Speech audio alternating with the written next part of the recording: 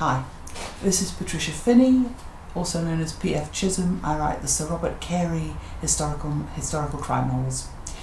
And this is the Historical Novelist's Guide to Going to the Bathroom, the sequel.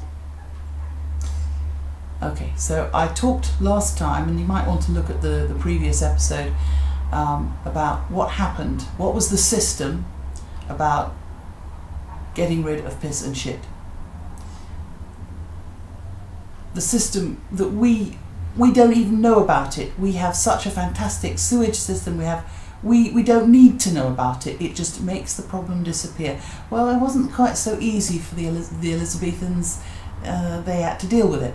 But piss and shit were both valuable. What was valuable about shit? Well, you could use it for fertiliser.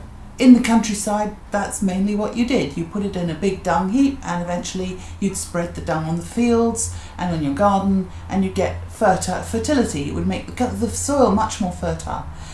Got a bit of a problem with using human shit because you get human bacteria. Bit of a problem. Nowadays, it's a problem. Back in Elizabethan days, they had no idea. So that was what happened most parts of the world. You put it on the garden. But in the cities, you've got a big problem because you've got a lot of people packed into a small place, and every single one of them is busily producing about half a kilo, 1 pound of shit every single day, and you've got to find a use for it.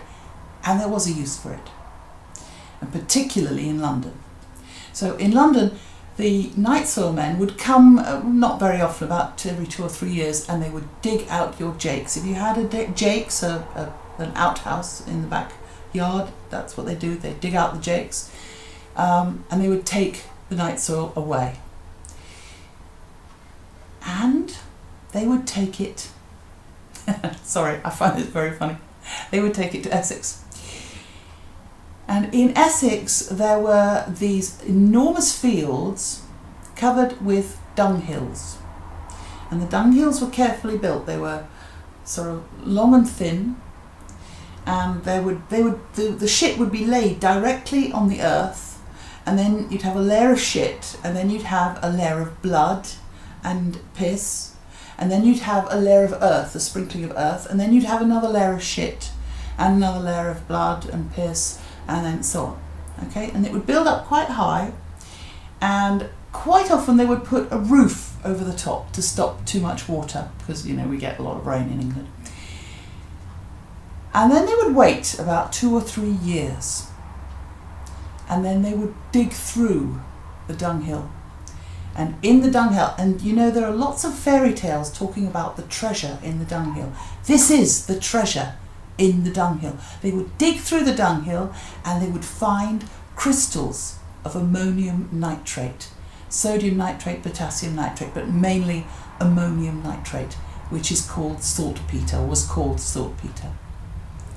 And these crystals, they were white crystals, and the important thing about them is that they sublimate. That means that if you heat them up, they go directly from being solid to gas. They don't pass through a liquid phase, they go solid to gas, and that means that they go poof, there's a bit of gas there. So saltpeter. Now saltpeter, we know now, was made, interestingly enough, by the soil bacteria. It was the treasure in the dunghill. It was used for dyeing. They would use it as a mordant in dyeing, but much, much more importantly than that, you need a lot of saltpeter to make gunpowder. You need 1 part charcoal, 2 parts sulphur, and 7 parts saltpeter.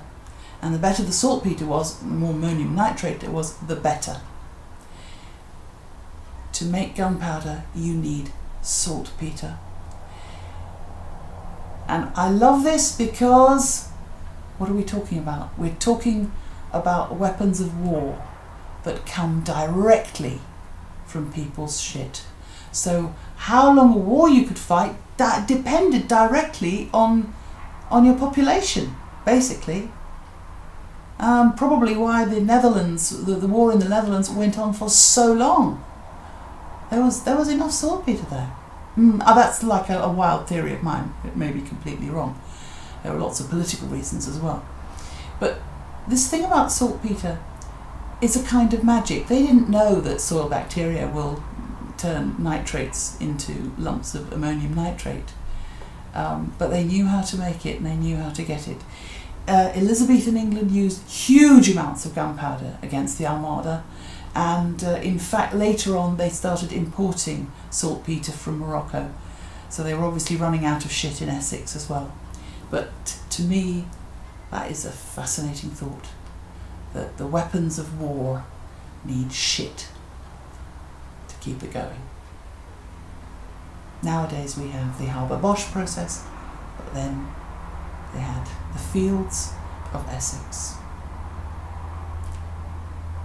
So this is Patricia Finney saying thank you for watching this.